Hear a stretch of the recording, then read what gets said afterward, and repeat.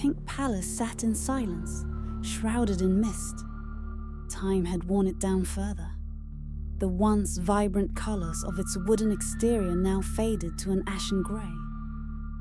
Empty windows stared out like hollow eyes, and the air carried the smell of mildew and rot.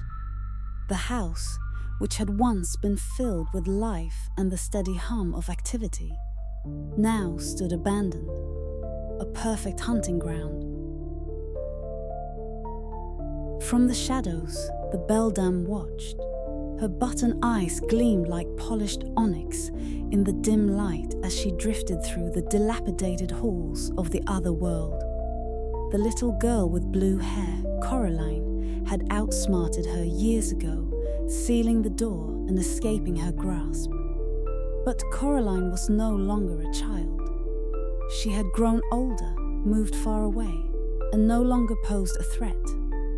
The pink palace was vacant once more, and with it, the barrier between the worlds had weakened.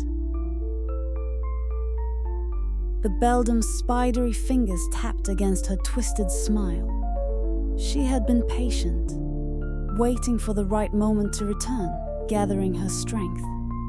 Now, the time had come to lure another child into her web, but it wouldn't be as easy as before. She had learned from her mistakes. This time, she wouldn't offer a game too quickly. This time, she would take her time, spinning her trap with care. First, she needed to make the pink palace irresistible once again. The beldam's hand stretched out, and the world around her began to shift. The dreary grey walls of the other world shimmered, the air bending to her will. The pink palace, as it appeared to those who lived there, would now transform. On the surface, at least. The paint on the walls became bright and fresh, the windows spotless, the garden lush and vibrant with strange flowers that swayed unnaturally in the breeze. A house that seemed out of place, yet inviting. Once the house was ready, she would need bait. Children were different these days, not as easily captivated by the promises of magical worlds or toys. No, they were more curious, more skeptical. But they still longed for one thing: to escape the world of adults, to feel important, special.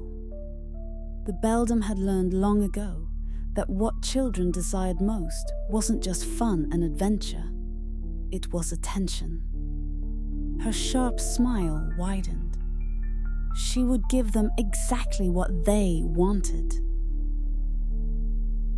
In the other world, her sewing room, the very room where she had stitched the button eyes onto her dolls, lay waiting. On her workbench, scraps of fabric and stuffing littered the surface. With a flick of her wrist, the beldam summoned her tools. Long needle-thin fingers threaded a needle, and she began to sew. This doll would be different from the ones she'd made before. It would be perfect. This new doll wouldn't look like the next child that came to the pink palace. No, this doll would look like someone they trusted. A sibling, perhaps, or even a parent. The beldam worked meticulously, weaving strands of hair, sewing on button eyes, and stuffing the doll with sawdust and dark enchantments. When she finished, she held it up to the dim light, admiring her handiwork. A doll that could whisper, beckon, and suggest that the other world was real.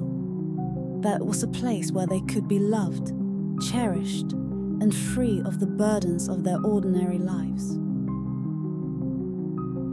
The beldam placed the doll on a high shelf, carefully arranging it as though it had been left there by chance.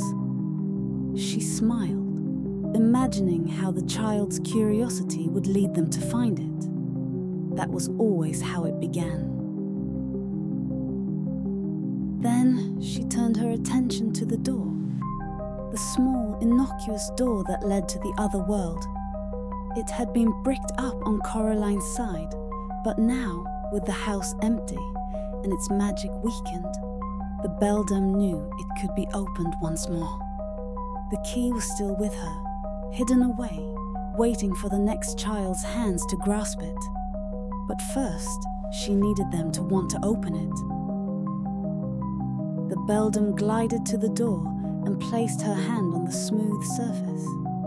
She whispered softly, her voice dripping with enchantment, seeping through the thin walls that separated her world from theirs. "Come to me," she whispered. "I have what you need." Her voice echoed through the pink palace, creeping into the cracks and corners of the empty house, carried by the wind. It was an old spell, one that would stir the dreams of any child who set foot in the house.